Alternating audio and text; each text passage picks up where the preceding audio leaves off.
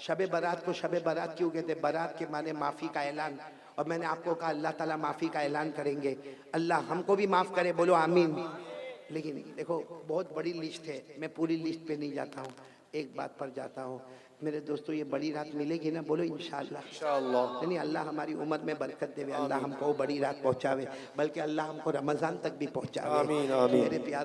मेरे प्यारों, अगर मेरे को बोलते हुए कुछ अजीब लगता है लेकिन खुल के बोलता हूँ, भगवानपुर वालों, अगर हमारी माँ हमसे नाराज़ है ना, सुनो, अगर हमारी माँ हमसे नाराज़ है, ये बड़ी रात को हम कितना भी रोएंगे, कितना भी रोएंगे। और सिर्फ ये रात नहीं, रमज़ान महीने की हर रात में रोएंगे। अल्लाह साफ कहते हैं कि जिसकी माँ उससे नाराज़ होगी वो कितना भी रोए, कितनी भी नमाज पढ़े, मौत के वक्त उसको कलमा नहीं मिलेगा। मौत के वक्त उसको कलमा नहीं मिलेगा। हदीस पाक में लिखा ये तकल्लबु जंबुन इला जंबिन, यानी मौत के वक्त करवट पे करवट लेगा, लेकिन अल्लाह कहेंगे ना, तेरी माँ तुझसे नाराज है, तुझे मौत के वक्त कलमा नहीं मिलेगा। मेरे प्यारों, मैं एक वाकया सुना रहा हूँ, सब सुनेंगे इंशाअल्लाह? नहीं बोलो ना, सुनेंगे इंशाअल्लाह। मेरे को बराबर याद है, जब मैं इससे पहले भी भगवानपुर आया था तब भी मैंने कहा था कि माँ को नाराज मत करना, लेकिन उस वक्त मैंने जब कहा था उस वक्त मेरी माँ जिंदा थी, मेरे अब्बा भी थे। अभी आज मेरे अब्बा को 1 साल हो गए और कुछ दिन पहले मेरी अम्मी को 4 साल हो गए। मेरे प्यारों, मेरी अम्मी भी अल्लाह की रहमत में चली गई, अब्बा भी। और लोग कहते हैं ना कि जब माँ बाप चले जाए तो बच्चा यतीम होता है, बच्चा यतीम नहीं होता, बड़े बड़े यतीम हो जाते हैं। मेरे प्यारों, पहले ये बयान करने आता था, इतना खुश होकर आता था, क्योंकि आखिरी मुलाकात अम्मी से करता था और जाने के बाद पहली मुलाकात अम्मी से करता था।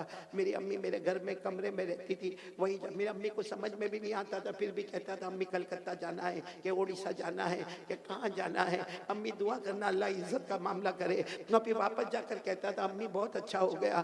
लेकिन मेरे प्यारों, अब तो समझ में नहीं आता, जाते वक्त किसको कहने का, आते वक्त किसको कहने का, न माँ का साया रहा न बाप का साया रहा। लेकिन मैं आपसे हाथ जोड़कर अपील करता हूँ मेरे प्यारों, एक बहुत बड़े अल्लाह के वली गुजरे हैं, नाम उनका मुश्किल है, लेकिन नाम आप याद रखो न रखो, वाक्य को याद रखना। उनका नाम है हजरत कहमश। बोलो क्या नाम है? हजरत कहमश। कहमश उनका नाम, बहुत जबरदस्त हदीस के पढ़ाने वाले, हदीस के इमाम। अब हुआ क्या, इनकी माँ की उम्र हो गई कुछ 90-95 साल की उम्र हो गई, तो ये बहुत अच्छा सबक पढ़ाते थे, बहुत अच्छा कुरान पढ़ाते थे, बहुत अच्छी इमामत कराते थे। एक दिन ये घर में गए तो देखा कि माँ की उम्र ज़्यादा हो गई, और ज़्यादा उम्र में ऐसा होता है माँ को पेशाब भी हो गया है, माँ को पखाना भी हो गया है, पूरा बिस्तर खराब हो गया है। तो हजरत कहमश, वो ज़माने में ऐसा तो नहीं था कि बाहर नल होता था और नल खोल लिया और पानी ले लिया। तो हजरत कहमश गए, नहर पे गए, करीब में नहर थी, वहाँ से पानी ला रहे, मशकीज़ा उठा रहे, अपनी माँ को पहले अलग किया और उसके बाद में सारा पाखाना धोना शुरू किया, पेशाब धोना शुरू किया, चादर को बदलना शुरू किया, फिर माँ को नहलाना शुरू किया। इनका एक शागिर्द वहाँ से देख रहा है, कब से देख रहा है कि मेरे उस्ताद इतने बड़े, मेरे टीचर इतने बड़े, प्रोफेसर इतने बड़े हदीस के पढ़ाने वाले, जो मालूम नहीं हजारों तलबा को सबक पढ़ाते, आज ये ऐसा कर रहे, पाखाना साफ कर रहे, ये पेशाब साफ कर रहे, अपनी माँ के कपड़े उतार के माँ को नहला रहे। वो शागिर्द आहिस्ता से आता और आकर कहता, मेरे उस्ताद मैंने कब से देखा आप ये काम कर रहे हो, तो आपको तो अल्लाह ने बहुत माल और दौलत दिया है, आप किसी काम करने वाली को रख लो ना, कोई काम करने वाली रख लो जो माँ को देखा करे। ये तो आज हमने देखा। तो हजरत कहमश ने रोते रोते कहा, रोज मेरी माँ को इस्तिंजा मैं ही कराता हूँ, मैं ही खाना पकाता हूँ और मैं ही अपने हाथ से माँ को खाना खिलाता हूँ। तो वो शागिर्द ने कहा, लेकिन अल्लाह ने तो आपको बहुत दिया, आपके पास जमीन है, आपके पास ये घर है, आप कोई काम करने वाली को रख लो। तो हजरत कहमश रोए, रोते रोते कहा, जब ये काम मैं करता था तो मेरी माँ ने कोई काम वाली को नहीं रखा था, यही काम मैं भी करता था, मैं भी पाखाना करता था, मैं भी पेशाब करता था, मैं भी बिस्तर खराब करता था, मेरी माँ मुझे नहलाती थी, कपड़े धुलाती थी, मेरी माँ ने तो कभी नहीं कहा कि मैं कोई काम वाली को रखूंगी, तो मैं कैसे कोई काम करने वाली को रख सकता। उसके बाद हजरत कहमश ने क्या कहा, बेटा जा जा, तू भी जा, माँ की खिदमत कर ले, माँ की खिदमत में जो मिलना वो मिलेगा, लेकिन याद रखना ना मेरा बेटा। हजरत का हमश कहते हैं, मैं भगवानपुर वालों आपसे कहता हूँ और मैंने तजर्बा किया तो मैं कहता हूँ, क्या कहा हजरत का हमश ने, क्या कहा बेटा जा जा तू भी जाके माँ की खिदमत कर ले, याद रख ले रात को जब सोएगा ना, सोएगा नींद बाद में आएगी, मदीने वाले नबी पहले ख्वाब में आ जाएंगे। अल्लाहु अकबर, सुभान अल्लाह। बाद में आएगी, नबी का दीदार पहले हो जाएगा, सुभान अल्लाह। मौत के वक्त कलमा मिल जाएगा, अल्लाह सारी नमाजें कबूल कर लेगा। इससे बढ़कर कोई दौलत नहीं है, माँ के कदमों के नीचे जन्नत है। इस पर एक बात बताऊं, एक बुजुर्ग थे, बोलो एक बुजुर्ग थे, वो इतने सखावत वाले थे, उनकी छोटा सा गांव था, उसमें वो बुजुर्ग थे। अब वो क्या करे मालूम, एक छोटी सी मस्जिद थी, अब जितने लोग फजर की नमाज पढ़ने आवे, वो बुजुर्ग ऐलान करे, भाई फजर के बाद सब अपनी जगह पर बैठे रहना, सबको चाय पिलाई जाएगी। अच्छा जोहर की नमाज पढ़ने सब आवे, वो बुजुर्ग ऐलान करे, माशाल्लाह आप लोग आए हो, नमाज पढ़ने आए हो ना, ऐसे मत जाना, सुन्नत और नवाफिल के बाद खाने का इंतजाम होगा। अब मतलब 5 नमाजों में लोग आवे और वो बुजुर्ग को अल्लाह ने माल दिया था, वो लुटाते जावे।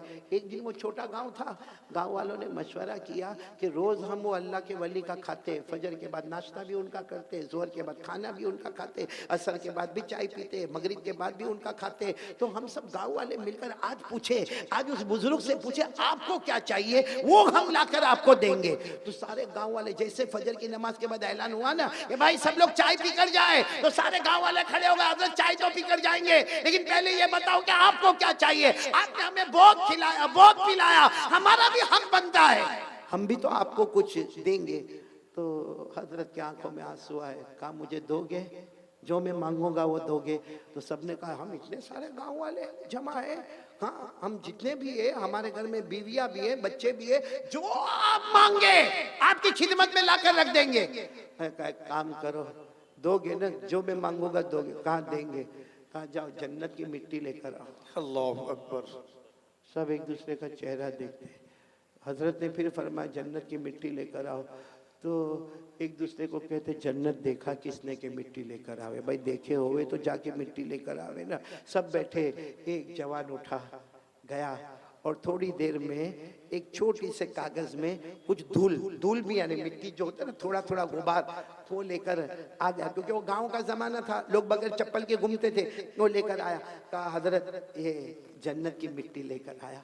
हजरत की आंखों में आंसू आ गए, कहा मेरा बेटा कमाल कर गया, यकीनन तू जन्नत की मिट्टी। तो सबने कहा ऑब्जेक्शन, ये क्या जन्नत की मिट्टी लेकर आया, ये उठा गया कहीं से मिट्टी उठा कर लाया और कहता कि मैं जन्नत की मिट्टी लेकर आया, और हजरत आप भी कहते हो जन्नत की मिट्टी लेकर आया।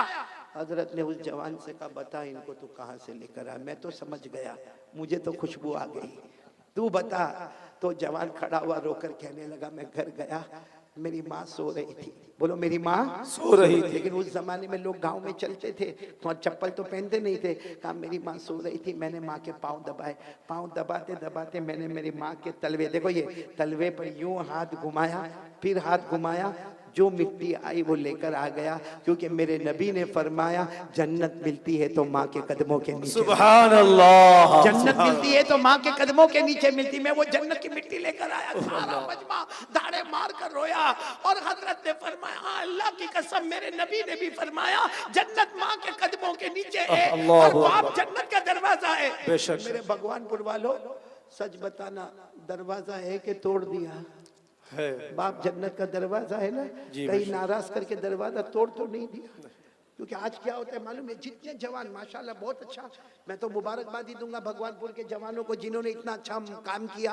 और अगर ये भगवानपुर में चलो ये कारी अहमद अली और ओलमा का प्रोग्राम है, हमारे बेटे फिरदौस कौसर का प्रोग्राम, अगर ये प्रोग्राम ना होता, चलो कोई शादी का प्रोग्राम होता, फिर भी हमारे जवान माशाल्लाह सब इतने तंदुरुस्त है। कोई कहता हाँ वो खाना मैं तकसीम करूंगा, वो दूसरा कहता कुर्सी में लगाऊंगा, तीसरा कहता टेबल में लगाऊंगा, चौथा कहता पानी में पिलाऊंगा। और ये भगवानपुर वाले बहुत खुश होते माशाल्लाह, ये जवानों ने पूरा काम आसान कर दिया। शादी का घराना था, टेंशन में था, सारा टेंशन दूर हो गया। लेकिन मैं एक सवाल पूछता हूँ मेरे जवानों, अगर ये हम शादी के प्रोग्राम में इतना काम करते, कभी घर जाके अब्बा के पाँव को दबाया? जी नहीं। कभी घर जाके ऐसा किया, करो ऐसा करो, मैं करता था, आपसे कहता हूँ। कहते ना बड़ा बनने के लिए मेरे प्यारों सबसे बड़ी चीज मेहनत नहीं होती है, सबसे बड़ी चीज माँ की दुआ होती है। बेशक, घर में जाओ घर में जाओ, थके थके घर में जाओ, फ्रिज खोलो, फ्रिज घर में होगा ना, यहाँ मटका खोलो, पानी लो, जाओ मत पियो, जाओ माँ के पास जाओ, माँ को जाकर कहो अम्मा अम्मा पा, तो माँ कहेगी मैंने कब पानी मंगवाया, अरे मैं तो आराम से बैठी हूँ, मैंने कब पानी मंगवाया, अम्मा तूने मंगवाया नहीं मंगवाया, लेकिन मेरे हाथों का पानी पी ले, कयामत में मेरे नबी अपने हाथों से जामे कौसर सुभान अल्लाह, वहाँ पानी पी ले। वो माँ ने 2-3 घुट पानी पिए हो, उस जगह से तुम भी पानी पी लो, देखो वो पानी में क्या मजा आएगा। और वो माँ की आंखों से जो आंसू निकलेंगे ना, कभी कभी जाओ, ए मेरे भगवानपुर वालों जाओ, अपनी माँ के पास जाओ, अपने अब्बा के पास जाओ, देखो माँ अभी गुस्से में नहीं है, क्योंकि कभी कभी बूढ़े लोग गुस्से में भी होते, कभी अब्बा भी गुस्से में होते, गुस्से के टाइम पे नहीं जाने का, एकदम जब देखो कि इनका मूड बना हुआ है, जाओ और जाकर कहो माँ माँ माँ तेरे 3 बच्चे ना, माँ माँ तेरे 4 बच्चे ना, माँ जितने भी हम लोग भाई बहन है,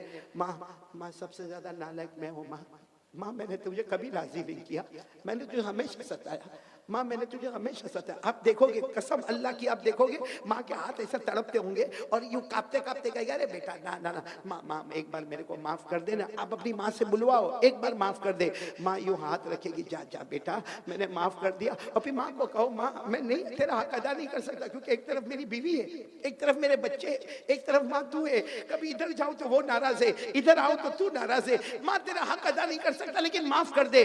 देखना माँ कांपता हाथ आपके सर पे रखेगी और कहेगी जा जा बेटा मैंने माफ कर दिया, या जमीन पर माँ कहेगी मैंने माफ कर दिया, आसमान पर अल्लाह फरिश्तों को कहेगा ए फरिश्तों गवाह रहो, वो माँ ने अपने बेटे को माफ कर दिया, मैं 70 दर्जे ज्यादा रहमत रखता, मैं 99 दर्जे ज्यादा रहमत रखता, अगर माँ अपने बेटे को माफ कर सकती है, गवाह बन जाओ मैंने भी अपने बंदे को। सुभान अल्लाह, नाराए तकबीर, नाराए तकबीर।